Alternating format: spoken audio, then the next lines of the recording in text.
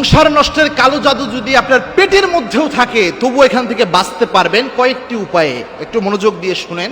অনেক ক্ষেত্রে সংসার নষ্টের কালো জাদু হয় এবং কি অনেক শাশুড়িরাও ছেলের বউয়েরকে দেখতে না পারলে সংসার নষ্টের জাদু করে থাকে। অনেক ক্ষেত্রে করে, সবাই না, বেশ কিছু রয়েছে। অনেক ছেলের বউ শাশুড়ির উপর জাদু করে থাকে, অনেক আত্মীয় স্বজন হিংসা করে আরেকজনের উপর জাদু করে থাকে। এটা ছিল সত্য কথা ভাই, এটা কিন্তু অনেকে বিশ্বাস করতে চায় না। মনে রাখবেন, জাদুকে যদি আপনি অস্বীকার করেন, একটা কোরআনকে অস্বীকার করার মতো।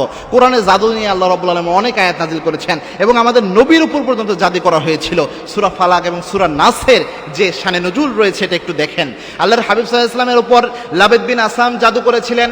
এই জাদুর প্রভাবে আল্লাহর হাবিব সাল্লাল্লাহু আলাইহি ওয়াসাল্লাম এত অসুস্থ হয়ে থাকতেন, প্রায় সময় আল্লাহর হাবিব অসুস্থ হয়ে যেতেন। নামাজ দাঁড়াতেন, নামাজের মধ্যে সূরার মধ্যে আল্লাহর হাবিবের প্যাচ লেগে যেত এই জাদুর প্রভাবে। এই জাদু যখন হয়, এই জিবরিল আমিন আল্লাহর হাবিবের কাছে আসলেন, এসে বললেন, ইয়া রাসূলুল্লাহ, আপনার উপর একজন ইহুদি জাদু করেছে, এই জাদুর প্রভাবে আপনার এমন হচ্ছে। তখন আল্লাহ রাব্বুল আলামিন সূরা ফালাক এবং সূরা নাস নাজিল করলেন।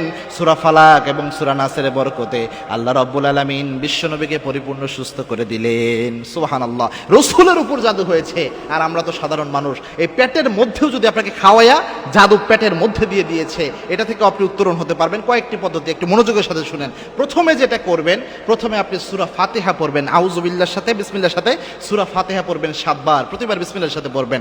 এরপরে আপনি যেটা করবেন সেটা হচ্ছে আয়াতুল কুরসি পড়বেন। আয়াতুল কুরসি মনোযোগের সাথে পড়বেন।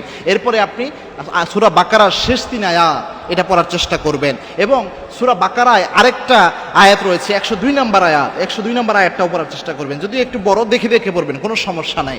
এরপরে আপনি যেটা করবেন সেটা হচ্ছে আপনি 3 কুলের যে আমল, এটা করার আগে সূরা মুমিনুনের শেষ 4 আয়াত, এটার ব্যাপারে রাসূল সাল্লাল্লাহু আলাইহি ওয়াসাল্লাম বলতেন, পাহাড় সমপরিমাণ বিপদ এবং মুসিবত যদি আপনার সামনে থাকে, সূরা মুমিনুনের শেষ 4 আয়াত এটা থেকে আপনাকে উঠাইয়া দিবে। সুতরাং সূরা মুমিনুনের শেষ 4 আয়াত এটা পড়ার চেষ্টা করবেন। এরপরে সর্বশেষ আপনি 4 কুল, সূরা কাফিরুন, সূরা ইখলাস, সূরা ফালাক, সূরা নাস 3 বার করে পড়বেন। এটা পড়ে এরপরে আপনি একটা পানিতে ফু দিয়ে ওই পানিটা নিয়মিত পান করবেন।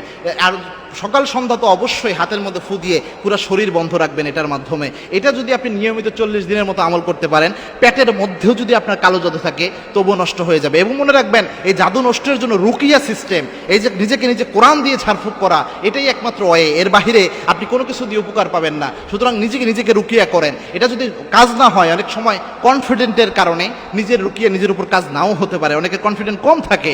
এজন্য যদি কোনো ভালো আলেম পান, যে আলেম রুকিয়া খুব ভালো করে, রুকিয়া এক্সপার্ট, শুধু আলেম হলেই হবে না, রুকিয়া অনেক ভালো পারে, এমন কোনো আলেম যদি পান, বা রুকিয়া সেন্টার রয়েছে অনেক, এগুলো যে আপনি রুকিয়া করায় নেন, জাদু ইনশাআল্লাহ নষ্ট হয়ে যাবে এবং জাদুর যে কুপ্রভাব এটা থেকে আল্লাহ রাব্বুল আলামিন আপনাকে বাঁচিয়ে দেবে ইনশাআল্লাহ।